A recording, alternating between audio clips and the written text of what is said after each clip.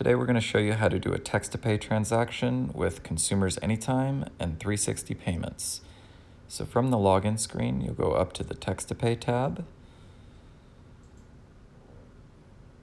then go down to create text-to-pay. Once you click on that, you'll enter the invoice number, customer's name, the phone number that you want to send the text to,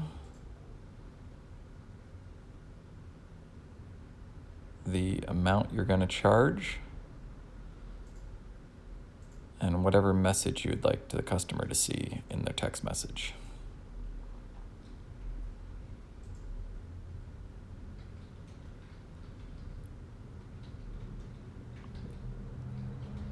And then when you click Save Text to Pay, it will send to the customer. On the customer side, they'll get a text message, and they just click the link. They'll then enter their information, their name, their email address, and then their billing address.